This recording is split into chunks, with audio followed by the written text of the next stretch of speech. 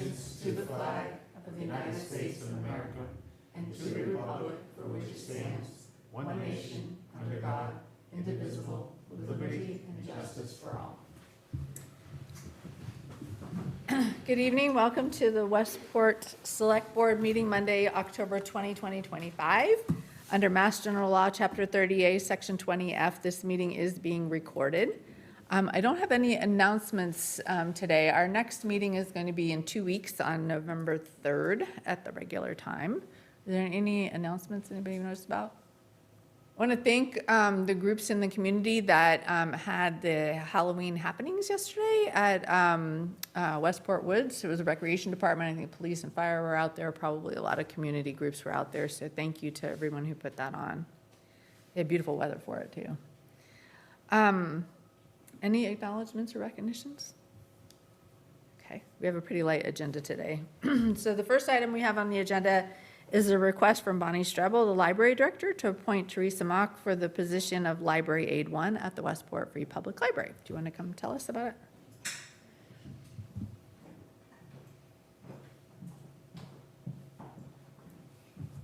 Hello.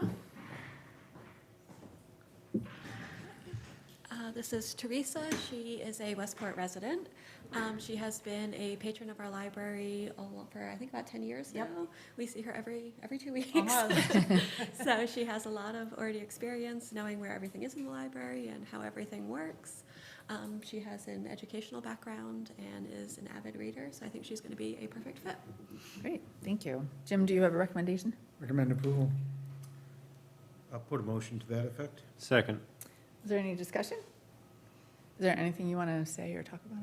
I'm just really pleased to have been chosen. I'm really excited about working around books and on Bonnie's team every day, so All right. hope to see you all in there soon. Okay, we have a motion and a second. All in favor? Aye. Aye, that's 3 in favor with 2 absent. Anything going on at the library you want to talk about? Starting in December, we have a new book club starting, and we are starting our Cozy Crafts Club up again next week. So check our website. Check the website. Okay, all right, thank you. Thank you. Very much. Good luck. Thank you. Next, we have a request from Michael Burris, the town planner, to endorse the 2025 housing production plan. This is the fastest one. I think sometimes those mics don't work when both are on. Okay. I don't know what the trick is. That's that echo. Okay. Welcome. Do you want to introduce yourselves? I am Michael Burris, the town planner, and we have here today Taylor Perez, the director of housing and research at Serpent. She has been helping us with drafting the housing production plan since 2022.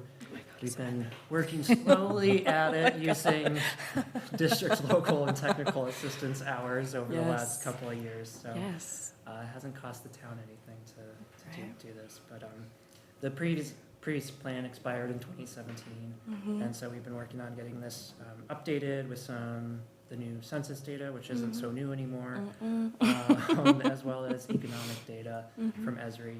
So the planning board endorsed this last month, and so we're asking for you all to endorse it. But before we move into that, Taylor's going to give you an overview of the plan, what's in it, what is it, HPP, all that. All right, thank you. Awesome. I think I came before the select board, I mean, if it's been since 2022, it probably was going on a year and a half ago or so. So it's been a little bit, but we've come full circle and again, just kind of reintroducing the plan and just talking through it, just to give you folks an overview of what's going on in it, what we recommended, et cetera. So are you all familiar with the housing production plan? You should go over it. Okay, absolutely. So it is a 5-year plan. It's enabled under Chapter 40B, and it's regulated through 760 CMR 56. And it typically focuses on affordable housing, but we also like to incorporate a market rate aspect to it. So again, we're focusing on both market rate and affordable in this plan. But it also addresses other things, programmatic changes that the town could make, community engagement, et cetera, all sorts of things that, again, kind of accomplish your town's housing goals in a kind of broad, sweeping way. We can go to the next slide. And so we just like to kind of prime the pump here with why are we planning for housing? And again, this allows us to proactively anticipate community needs and meet their needs in advance and think really thoughtfully about the way that we want to do it. And so we try and do planning that allows folks to ensure access to housing opportunities and considers things that you folks think is important, for example, environmental considerations. And it also helps queue up things like grant programs and zoning changes and whatnot through things like Chapter 40R Smart Growth Zoning, Chapter 40Y Starter Home Zoning, and participation in the Housing Choice Initiative. And so getting into the meat of the data and kind of, talking about what we kind of found in the plan through, what Michael was alluding to, there are 4 kind of main takeaways here. And I think, you folks are probably pretty familiar with these anyways, but your population is aging. The median age has increased by 5 years since 2000 as of 2021. Your housing stock is older and very expensive. And nearly 1 in 4 homeowners and nearly 1 in 2 renters are experiencing some form of cost burden, which is where a household is paying at least 30% or more of their annual income or monthly income on housing costs. So that is your rent, your mortgage, and utilities. And you folks have a high vacancy rate due to the presence of things like seasonal units, so that can squeeze the housing stock. And just a couple charts to illustrate this. Here is single-family home sales in Westport, and I actually wrote down some figures today because I thought it would be helpful to update you folks. As of August 2025, your median single-family home sale price was $617,500. Compared to Bristol County, that is $515,000, and the state at $645,500. So definitely a substantial increase from this chart here. And then again, that cost burden figure that I was referencing earlier, there you can see the 1 in 4 homeowners and the 1 in 2 renters. And so that dark orange is also severely cost burden. So that is households who are paying more than 50% of their monthly or annual income on housing. And then again, that seasonal vacancy rate right there, you can see that 12%. If it breaks down into that second pie chart right there, about 7% there are for seasonal, recreational, or occasional uses. And then a required part of a housing production plan is to address barriers to development. Again, what could be limiting housing growth in town. And so there are 4 main takeaways here. Environmental constraints, again, probably not a surprise. Westport has a ton of beautiful, open spaces, natural resources, et cetera, and that can really limit the available space for new housing production. Utilities and nitrogen concerns. Again, I think we're all familiar with this here, that there are limited portions of town that have access to public utilities and that there can be concern about nitrogen loading through the installation of new septic systems. Zoning regulations, really common, not just in Westport, but across our region. Zoning that is limited in terms of the amount of uses or the density that can be allowed can limit housing growth. And then, generally negative perceptions around things like affordable housing. And again, not exclusive to Westport, certainly a thing throughout all of our region where folks might have a preconceived notion about either new market rate or affordable housing and what that can do to a community. And so, again, this is kind of the meat of the plan here. We develop a set of housing goals and strategies. So there are 4 goals here. I'll just read through them just to belabor the point. Goal A, implement zoning changes that enable the creation of new subsidized and missing middle housing choices. Goal B, create housing options and pursue programs that help underserved populations continue to live in Westport. Goal C, which is ensure new residential developments incorporate, preserve, and highlight Westport's open spaces and natural resources.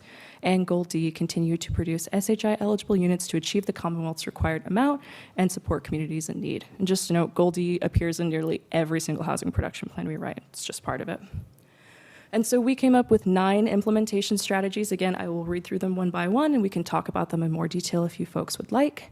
Strategy 1 is to collaborate with proactive housing developers to create SHI-eligible units on town-owned land. Strategy 2 is to implement key zoning amendments to support new housing opportunities, particularly duplexes, townhomes, cottage cluster, and houses appropriate for first-time buyers. Strategy 3 is to implement housing preservation and stabilization tactics to prevent further displacement in Westport's environmental justice neighborhood. Strategy 4 is to create an adult retirement community bylaw. Strategy 5 is to continue to allocate Community Preservation Act CPA funding and pursue other funding opportunities to support accessibility modifications for folks who wish to age in place. Strategy 6, continue community outreach through the Affordable Housing Trust Fund to promote the need for affordable housing and help dispel myths to solidify local support.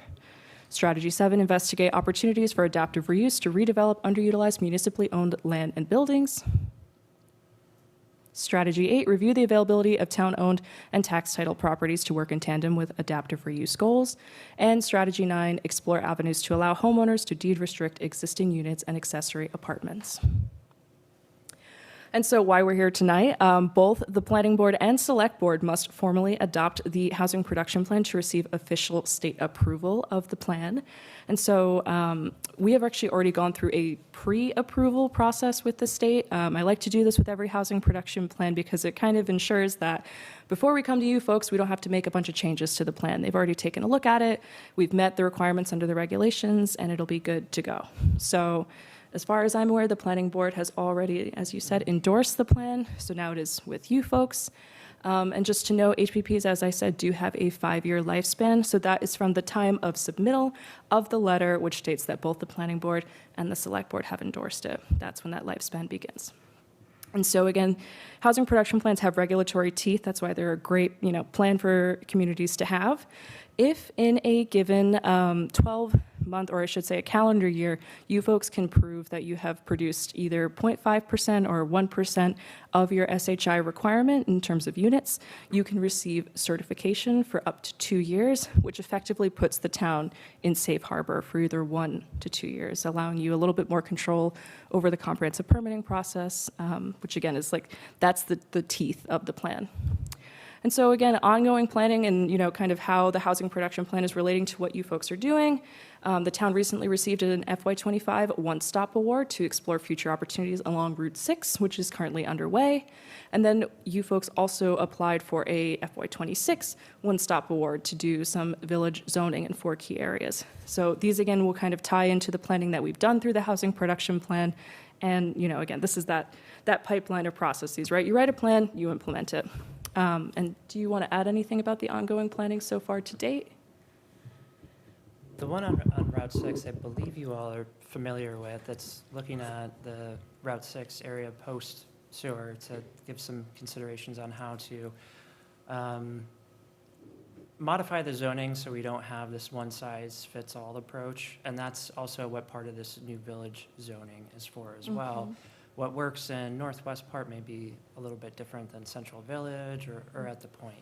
And so we're trying to develop some more context-sensitive zoning districts in key areas of town, like Route 6, as well as Central Village, the Point, the Harbor, and Old County, the head of Westport. Yeah, and so again, just kind of here to give the background so that you folks know what you're adopting, and when you vote. And if you have any questions, happy to answer them. I could pull up the plan as well and talk through it, but we just wanted to give an overview, so. Okay, thank you. Yes. Michael, anything else to add to what she's already said? No, I think she covered it. All right, thank you. Greg? Jake? Well, the Affordable Housing Trust, I don't think we deliberated, but we signed off on the plan at our stage of the process, so, wearing that hat. These are entirely consistent with our development goals, particularly of affordable housing, and trying to get to, as you've said at the end, a point where we are keeping ourselves or making ourselves harmless from more hostile development opportunities, because then we lose control of the parts of the development process where the town and residents have the most ability for input. All right, thank you. Can you talk, I don't know if you mentioned this, can you talk about how you produced the plan? Like, what were the steps involved in creating the plan? Yeah, so we kicked off, I think like you said, it was probably, summer 2022 or 2023. It was a while ago. And so it depends on the community, for the community engagement and what the town likes to see. I know we did a survey, and I'm trying to remember if we did any tabling events or workshops. I think it was just the survey since it was an update.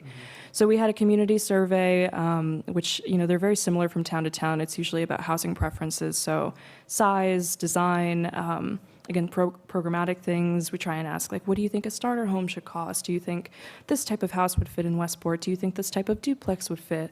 Again, to kind of inform the goals and strategies. And so then we go back with that, and then, the engagement coupled with the data produces a set of goals and strategies, which we then bring to the planning board, usually for review. And again, I know we met at one point. I'm trying to remember if it was for goals and strategies or something else. But typically we'll bring it to at least the planning board for their review. And I know we did that. And then we just, we write it, we go back and forth, usually Michael and I, and Michael is an incredibly proactive and excellent town planner, so he makes the process super easy. And then, like I was alluding to earlier, it'll go through kind of a pre-approval process, which is informal, but once the draft is completed and Michael and the planning board and everyone feel comfortable with it, we share it with the Executive Office of Housing and Livable Communities as like a blessing. Will you bless this plan, approve it when it's done, and approved by both the planning and the select board. And we went through that process, incorporated some edits. We then lay it out so that it looks really nice, and bring it to you folks for review. Thank you. I know I told the chair prior to the meeting I wouldn't be speaking too much to take up a You lot. could take as much. But I think the concern amongst the public, and you guys already know because you Yeah. guys work on this in various communities, is obviously the issue of it being forced down, or in neighborhoods. I think the concern is that you have developers now. We have a ongoing project right now that's probably going to impact more than a few neighborhoods that the developers can, even if the town says no or they don't want it, it becomes forced on that community. And I know Craig was talking about doing enough to keep that local control in there. But I think that from a standpoint of dealing with the public and the public perception is key. And I don't know how you do that because it's essentially the Commonwealth that's mandating a lot of this. And I think Westport has a unique challenge with the fact that we lack the infrastructure. We lack the public transportation. We have very rural residential communities that are difficult to kind of incorporate that into. So, you're always going to have the kind of negative perceptions that you're going to have to just, push back on. But I think a lot of that comes from the Commonwealth and not necessarily what we're doing on a local level. So I know there are a lot of challenges here in Westport, and this is more just my statements, with respect to that. I know you pointed out the market and rental rates, but I mean, unfortunately, that's market driven, right? I mean, rental rates you're not going to change those. Right. At the end of the day, you could produce some units that would provide downward pressure on that, but in the grand scheme of things, you have single family or single apartments that's less than 1,000 square feet going for $1,500, $1,600, $1,800 in Bristol County now. So I think that's difficult. But I guess leading into this, how you laid out 4 goals, and one of those would be implementing zoning changes. And Michael, you just touched upon that in various areas of Westport. How do you go about that? Is that a town meeting requirement, or how do you get those zoning changes for those communities that could be impacted? Yeah, so it is a town meeting request, and it depends on, I guess, the zoning proposition and, again, what you folks want to see.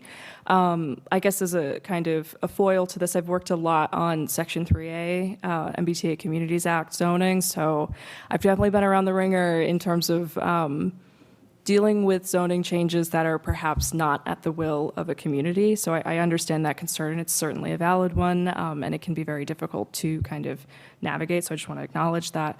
In the case of Westport and the zoning changes that we might want to look at, again, it's all kind of, we try and drive it through community engagement, and again, ultimately it goes to town meeting, so if folks don't want to see it, they're completely entitled to vote yes or no as they so choose.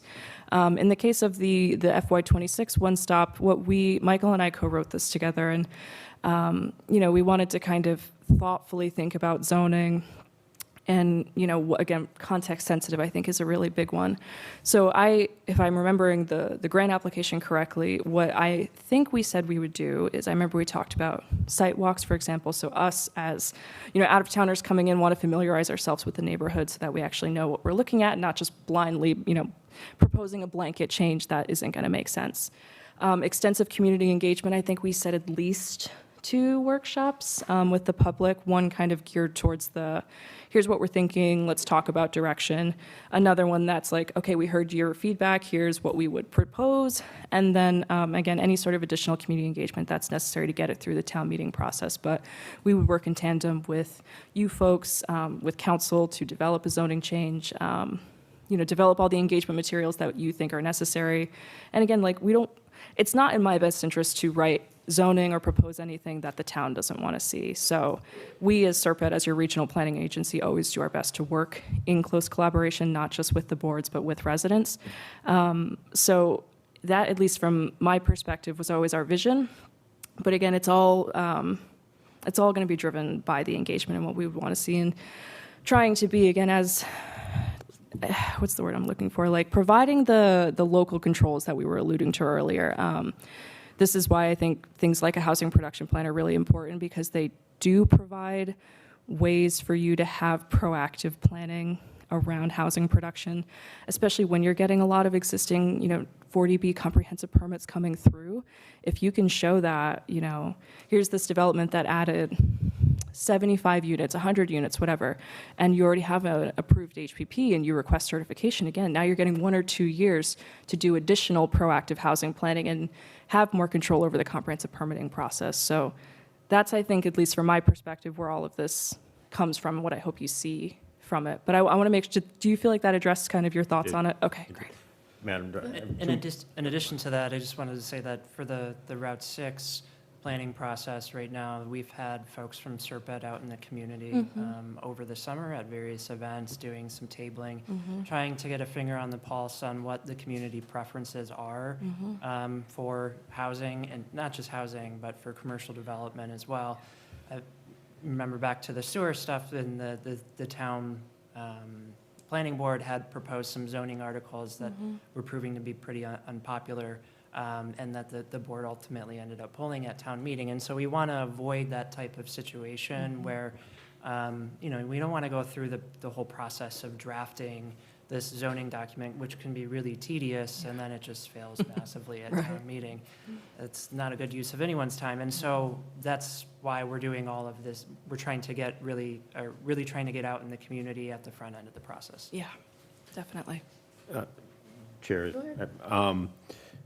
you brought it up, and I think you two are probably the best to answer. Are we, and I've heard it both different ways, are we considered an MBTA community now? No. With the Fall River? Okay. No. Okay, so we're not officially have to, No. So you, and by you, I mean the town of Westport, would have to be listed under Chapter 161A, which describes all of the list of MBTA communities to be subject to Section 3A of the Zoning Act. And again, I believe this is what came up. Michael and I talked about it. Usually requires an act of like a proper vote. And so Fall River and New Bedford, for example, to receive MTA service, had to become an MBTA community. But there has been no legislation or changes yet to, include the adjacent communities and whatnot. So, Westport, other communities, for example. So at this time, no. Okay. Yeah. and just one Vote more. or change to the legislation itself. Yeah. I haven't heard of any. I have not anything. either, yeah. I mean, I think the Attorney General's office probably has their hands full right now. I know Marblehead just voted to rescind the MBTA zoning. So we'll see how that shakes out. Yeah. And one more question, since you're from Serpent. Yeah. With other rural communities in the Commonwealth, how have they addressed, and I think we're back to the public perception, Sure. zoning, and various other issues. Sure. What type of developments are they, other smaller rural communities are they willing to kind of put in? I mean, I don't think like a Westport could take a Right. 100 apartment building Right. anywhere, even on Route 6. Yeah. So I think it depends. Communities who are proactively planning, so again, kind of doing what we're trying to do right here, right now, typically the suggestions that we make land somewhere in the 2-family to like very small multifamily, so even like 3, 4, 5 units. Again, you kind of end up chipping away at your subsidized housing inventory. So that's kind of the game you have to play when you think about this, right? Is it's like we can build a bunch of smaller housing, which might end up being somewhere in the market rate affordable realm, but not officially, eligible to be listed on the SHI. Or you can kind of have 2 larger to 3 larger high-impact developments where they meet that threshold that 25% are subsidized, but all, 100% count because of the way the regulations work out. So it always kind of shakes out somewhere there where we have a market rate strategy that's oriented around smaller housing developments, somewhere again in that 2 to 5 family range at best, and then maybe some proactive, again, let's look at a tax title property or a town-owned property that's underutilized. We'll have communities, for example, with defunct municipal buildings. They've moved their fire station, for example, and now they have this parcel with an old fire station that's never going to get used again. They might go through an RFP process to get a friendly 40B, as they call them, to list through the local initiative program. So, the town then works proactively with a developer. They still submit a comprehensive permit, but because it's town initiated, there's usually goodwill. There's more back and forth. And there are plenty of communities who've done that, particularly on the Cape, where it can be difficult. I always point out Wellfleet as a great community who has a very active housing advocacy group. I can't recall their name exactly, but they put out RFPs a lot and, again, get these like very beautiful kind of community cluster style developments that, again, are a little bit more higher impact. So it's always some sort of balancing act between that of these smaller, market rate housing, starter homes, et cetera, and then maybe 1 or 2, again, like higher impact, slightly larger developments and maybe like the 40 range, 30, 40, 50 range. That's usually where the rurals end up. Thank you. Which is different than the strategy that we're currently using with the Affordable Housing Trust and the Community Partnership Committee. Because we are looking for higher impact. Right. We're not looking at large, not on that scale. But the problem we get in trying to do affordable housing, and the type of unit you're describing, is the reason why our costs are so high in terms of purchasing housing is our land is so expensive. Right. And so if you're doing these small developments in terms of being able to, that the land itself is going to make it difficult to make that project affordable if you do nothing, Right. except want to buy the land. Right. And so, I think we're looking for synergies where you may have conservation parcels, you have wetlands issues and stuff like that, where you can bundle it together. Right. You can create a little bit higher density, but it's also within a development, so to speak, that does not look like a high rises or Yeah. a bunch of multi-story houses. So Right. there's a balance, and we've sort of, at least within the Community Preservation Action Committee, I mean, I'm speaking of today, this year, it can change when committee compositions change and everything else, but right now, that seems to be the strategy that we're pursuing with CPA funds going into the Affordable Housing Trust to create affordable housing programs. Right. Oh, well, the way you've done the other thing, and we will continue to partner with Buzzards Bay Habitat for Humanity, groups like that, to do the smaller units that would still makes an impact. Right. but We also want to have slightly higher impact so that we don't get caught falling so far short of Right. affordable housing inventory that Right. it triggers other penalties. Right. Anything else? I have a motion to approve the housing production plan. So move. Second. Is there any further discussion? No, I appreciate you moving forward with the plan. I think local control is most important, especially with having a plan like this in place. Of course, we're always happy to work with you folks, seriously. Thank you. Appreciate All it. in favor? Aye. Aye, that's 3 in favor and 2 absent. Thank you. Anything else, Michael, you want to mention before you leave? No? We have a lot going on. Yeah. We have a Barrier Beach Plan committee meeting, or not a committee, but the Commission on Disability is meeting next week on, it's Monday or Tuesday? But it'll be on the calendar. Check the website. On calendar. Check the website. Monday? Okay, thanks, Val. Okay, all right, thank you. And the next thing that I'll probably be bringing to you all is the hazard mitigation plan. That will require an endorsement from the select board. Does not require one from the planning board, but you have to get the endorsement from the select board before you send it to FEMA and NEMA for their approval. So that one should be coming to you all sometime at the turn of the year. I would guess. Thank you. Thank you for coming. Of course. Thank you. Thank you, folks. Appreciate it. Thank you. So 4B, we have a request from William Chase, Harbor Master, to change the employment status for Deputy Director Rick Smith from full-time to part-time. So I don't see Captain Chase here. He is not. It's pretty straightforward. Rick Smith would like to go part-time for the winter as things, I don't want to say things have slowed down, but the boating in the river has slowed down a little bit. I think it benefits the town as well as the department, and it allows Rick Smith to stay on throughout the year with his current pension situation. And I believe that was previewed to us at the last meeting. They mentioned, Yes. when he was hired, that it may not be a full year, full-time. It makes sense. I move to accept. Second. Yeah. Any further discussion? All in favor? Aye. Aye. That's 3 in favor and 2 absent.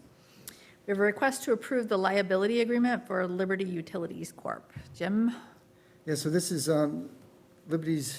Liberty Utilities installed some new gas mains in Greenwood and Osborne Street. They have temporary patching there now. As part of the water project, we'll be repaving those streets.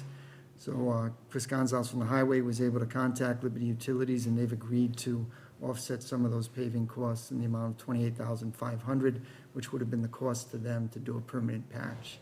A permanent patch is still going to be a patch where we'll be overlaying the entire street. So this benefits them, and we get some additional funds as part of our contract. And I believe it's a win-win because then we have some control over the quality and since that's an area that we have some residential issues. Yes. And it'll be one continuous overlay of the entire street instead of a patch going up. Right. after. Yeah. Great. Any questions? Have a motion? Move. Second. We have a motion and a second to approve the liability agreement. All in favor? Aye. Aye. Aye. It's 3 in favor and 2 absent. We have a request to approve the contract reduction for Engineered Concepts, Inc. Jim? So Engineering Concepts, Inc. was the company that was hired at the recommendation of Kleinfelder Engineering to be the on-site inspector. Inspectors on-site when work was being done. Work proceeded, I would say, quicker than anticipated or the budgeted hours. The original contract was for $172,960. We'd like to reduce that contract by $30,000 at this point, and we believe it'll be reduced even more by the time we're done, but this allows us to free up that portion to offset some of the other costs if we have any additional costs. So this is a reduction in their contract work. It's a reduction in the contract, but we do think it'll get shifted somewhere else in the future. Yes. Okay. Do I have a motion? Move to approve the recommendation.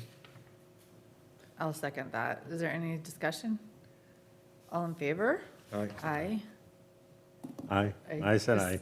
I- It's a reduction. I didn't hear Finally, you. we finally have a reduction I wanted to in make a water sure. project. I'll take a reduction. Let's That's just leave it 3 at in favor, and 2 absent. We have a pretty light agenda. We knew we were going to be 2 people short, and so we intentionally had a light agenda today. We are intending to have the long-term building committee in, but there was some miscommunication about previous meetings, so we'll try to have them in for the next meeting. So nothing for discussion items. The town administrator report. So we're still working on the Town Hall HVAC project. You can see we have new units in this office, in the ceiling. One here and then one in the back. On the second floor, they'll all be in the ceiling, recessed in the ceiling. On the first floor, they will be wall units, almost look like radiator type units. This is an older building that was built very well, and it's difficult to add these units to the building. They've been doing a lot of drilling here through the concrete. Every office downstairs has 2 or 3 holes. We did have some asbestos tile underneath the existing tile here, so we had to have that abated, which caused us to close the building for 2 days on October 10th and October 14th. That abatement work was completed without issue, and the affected areas were inspected and cleared by that Tuesday morning. We don't anticipate any other closures going forward. Again, it's a significant project. It's been very noisy here for the employees. It's been dusty on occasion, so very appreciative of the effort that they put in and to tolerate this type of work. We hope to have the downstairs heat on within the next week and a half, and the upstairs the following week. Hopefully, the weather stays somewhat warm and we can keep up with the portable heaters that we are using. They did say they would bring in some more temporary units if we did need them. Massachusetts Municipal Association just completed a new report, which kind of demonstrates the pressure that's being put on municipal budgets and operations here in Massachusetts. Some of the key findings are the constraints on local revenue sources, including Proposition 2.5, have held Massachusetts city town spending growth to just 0.6% a year. Annual spending growth for Massachusetts municipal governments lagged far behind the U.S. average for cities and towns. Funding for unrestricted government, general government aid, UGA as we call it, the Commonwealth's primary source of local aid for municipal services, is 25% lower than it was in 2010 when you look at when it's adjusted for inflation. And if you look through that report, there's a link on the, and we'll put it on the website as well, but there's a link to it. It gets in a little bit more detail, and it compares Massachusetts to other states and the type of funding, and we are at the lower end as far as funding goes. And I think all these towns in Massachusetts have done quite a bit with limited resources and limited funding sources. I did put a report in the folder on technology improvements that we've done over the years. I've had some questions that were raised over the last month or so about, what are we doing as far as technology improvements? And you don't always know until you start looking through what's been done. And if you go through that report, you'll notice that there's quite a bit of work that's been done. I mean, we wanted to enhance cybersecurity. Keith is very up on the cybersecurity. We want to improve department efficiency, and these are goals that every community has. We want to improve services to the public. The major technology improvements is we've been creating more online access to the public and to the residents, whether it's bill pay, whether it's accessing beach permits, permitting over in the building department. And then we've also increased the IT staffing and support. I will say I still think we're behind in all those categories, but we have made some significant improvements. Select board, we're looking at yearly permits and appointments that have all been set into databases, which has improved efficiency. Paul has been doing a lot of work on that. The town clerk has online permitting, access to online vital records. They have the beach permitting, which is online now, which has saved the town clerk a significant amount of time. Treasurer collector, they have online payments, integrated tax collection, along with the accounting. They've updated their software over the last 6 months, so we're going through that process now. The assessor's office has updated their software, their new camera and personnel property software. That was done just within the last year as well. And all these software things are going to cloud-based systems. We were applications, which also creates another issue, but you would buy the application and it would just have to be maintained for a few years. Now they're all cloud-based and they're all licensed, and we have yearly costs now, which are more expensive than they have been in the past. Cemetery department has gone online with we got new SemSite software. It was a private website that was established by the CPC and some residents and people here in town. They did a tremendous job with the data collection and getting it up, but it was on a site that we didn't have access to.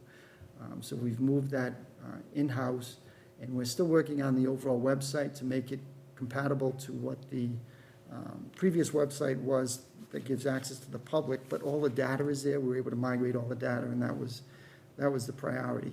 It also allows for data management in the cemetery department, as well as work orders and deed management and some other things as well. Our recreation department, they've had a good website for the last 3 or 4 years, maybe even 5 years. They run all their programs through their website. Board of Health has new inspectional software package, which they've been working on. They're also getting online with the online permitting. They've also digitized all their plans, all their records for every property in the town, which is making it more efficient for them. Somebody calls up, they need a septic plan, they're not digging through the drawers. They can go online, click on it, and email it out right away without going through all the properties. Website's been redesigned. I'm starting to get used to that site now, and I think it's functioning well, and we'll make some minor improvements as we go forward. The veterans have a new platform for managing VA claims. The Harbor Master is already updating his permitting software. He's also looking at asset management software, which would include location of all the moorings in town, slips in town. And we're currently working on a new parking ticket system, so that would be automated, where they could scan the license plates and issue the tickets, print them out right there, which would save us some time in our department, especially Paula, now that she's going to be the parking clerk. Just even viewing the old handwritten tickets, that will not be an issue anymore going forward. And the police and fire, I just want to mention them, and I don't know all the details of the software upgrades, but in speaking with the police chief and the fire chief, police chief has had a number of upgrades, even things like the body cameras. They have to keep all those cameras on record, so the storage space that's required for all that has really increased. And then the infrastructure, I don't have a separate slide for infrastructure, but Keith and the town has done, tremendous amount of work on infrastructure here in town, whether it's the servers, whether it's the firewalls, communications. We've added fiber throughout the town. The fiber loops are in. All the buildings are connected to fiber loops right now. That's all been done in the last 4 or 5 years. We've had major upgrades even in this room with software, with presentation type material. Library has upgrades. Yeah, we're moving forward. Again, I think we started behind, and we'll probably, as a municipality, we're kind of always behind. I hate to say that, but we've made a lot of progress, and we have people here in town that are pushing to get more technologically advanced, so they've helped out quite a bit. And last comment, every time you do a software upgrade, it's a lot of extra work for the department. Yes. To migrate the data over there, to set up the applications, to set up the permitting. All these departments are kind of short on resources to begin with, and adding the extra work has really been a challenge for them, but I think they've all embraced it, and we're moving on. Just a quick comment here, and Jim, you pointed it out, and I don't know what the process is to go about this, but I really do believe the town needs some sort of, within the town hall, either a website manager or a website manager or public affairs. You could kind of do it as both, because I think what's lacking in the town is, we don't have even an official Facebook page, and granted, I think Facebook has probably destroyed the world, but this is where people go for information right now, and we don't have an official site. There's really no unified spot to get that information. You kind of have to grab it from different sites, different areas, different locations, and even like when we had our meeting on hurricane preparedness and emergency plans, I don't think that we have kind of a unified messaging or either way, not only the unified messaging, but how to get that out. So I would really like to see, the town or us as a board try to find a way to bring on someone that would focus on the website, focus on the information on the website, because like you said, it's all different departments kind of doing that. That is the most forward-facing. I still hear some pushback from people. I mean, website design is great, but I still think the information and ease of navigability is somewhat lacking there. So, but whatever we have to do to kind of figure out how to bring, if possible. I was talking to Jim before the meeting. I think we need a web content, social media person. I mean, so I don't know what all those responsibilities should look like, but I do think, that we need a person to do that, right? We need someone who can help all these departments keep everything updated. We need someone who can do the tweaking of the website to make improvements to it. And then and then social media, that's another burden on the departments that are having to do it if we can centralize that. So I would really like to see a job in the next year budget for someone to do some of that.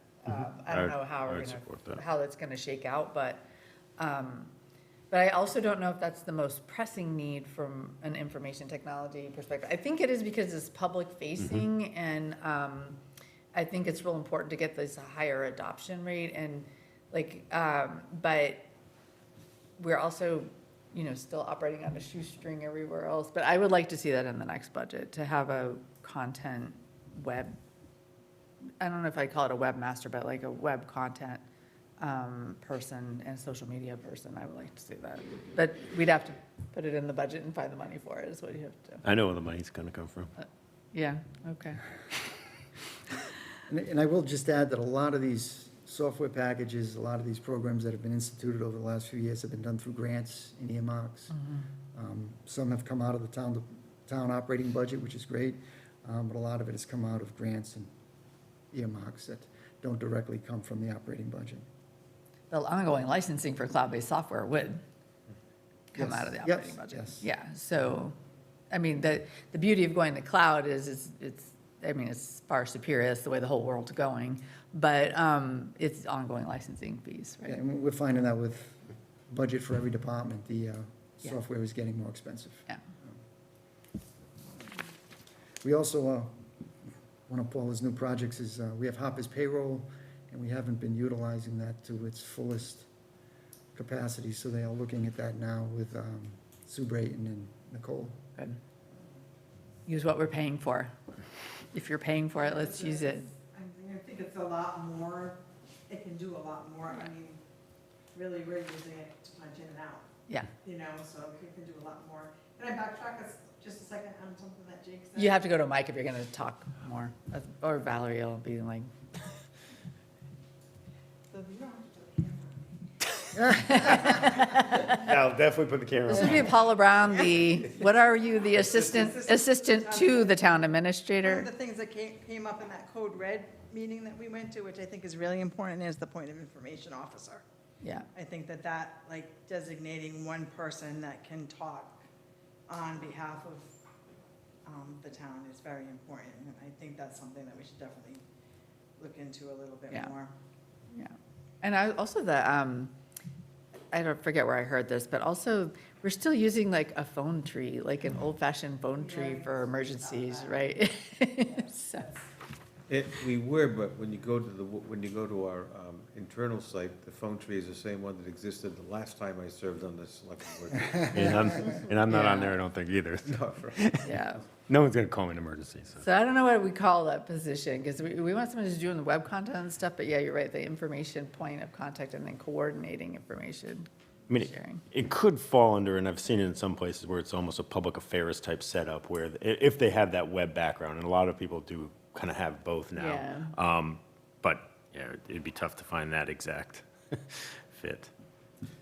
Then my last thing is budgets. We're working on FY '27 budgets. All the departments, except one, and that'll be in tomorrow, have submitted their budgets. I've met with, I think, just about all the departments to review the initial ones, and we will get a recommended budget out in the next couple of weeks.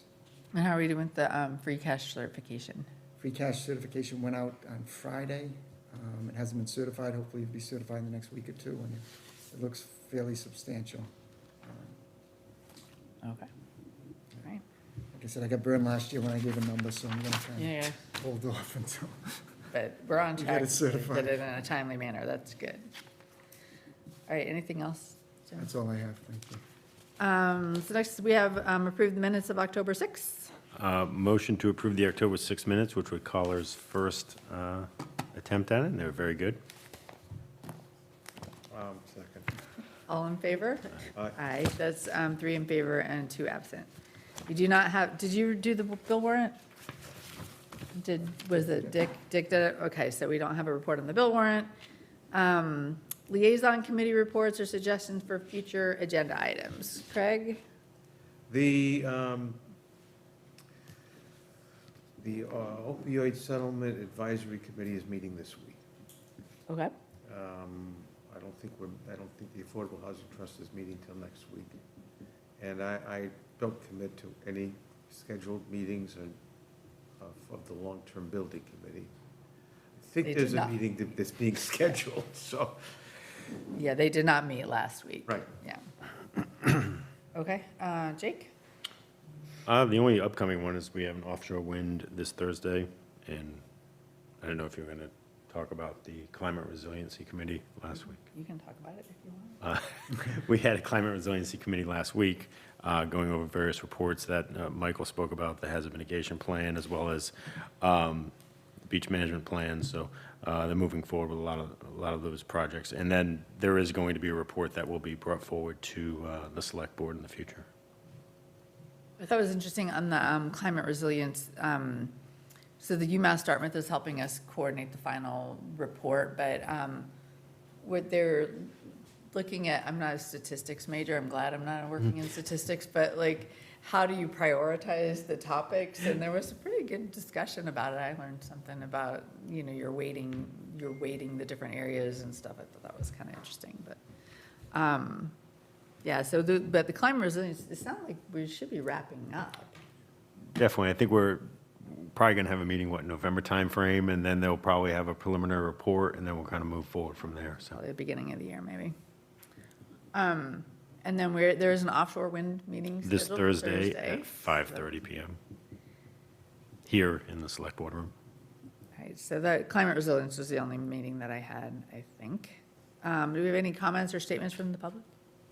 Just one from the board here. Go ahead. And this is a question more for Jim. I've actually received a few people reaching out to me, and I don't think there's anything that can be done on the nonstop solicitation from solar companies that continue to hammer residents in town. I know there's probably no, even if you have a no solicitation, sign, they still seem to be ignoring that. Amazingly, I've gotten more than a few calls on that and emails, like they're just relentless with respect to constantly knocking on doors and not leaving when they're asked to leave. So, and I don't think there's anything we have with respect that can be done on that, but I think we do, don't Do we? we? Have a solicitation? Let me follow up with the chief. I thought they're supposed to register I with the think police they're department supposed to before they register. do it, so I can. okay. Yeah, I will follow up with. And that may be the case, that again is maybe another messaging component, like if they did have to register in advance, then maybe there's, I don't know, the way to do it, but you could reach out to that certain neighborhood that they're gonna be in there from Monday through Wednesday, and don't be alarmed if you get a knock on your door. But I just had a few people questioning that or asking about what there was with respect to that. Thank you. I also saw, I shouldn't look at Facebook, but I saw on Facebook, 177 and Sanford Road, the light's not turning on the timer. Chris has notified Mass Highway, and they will be looking at it. There's loops at the intersection. Sometimes the loops get disconnected, and it goes automatically to a timer. So in the morning, you think you should go right through on 177. At 4 AM, they're getting stopped with nobody. So they are looking at that. Okay, thank you. All right, you don't have any topics unanticipated. Our next meeting is going to be Monday, November 3rd. I have a motion to adjourn. Motion to adjourn. Second.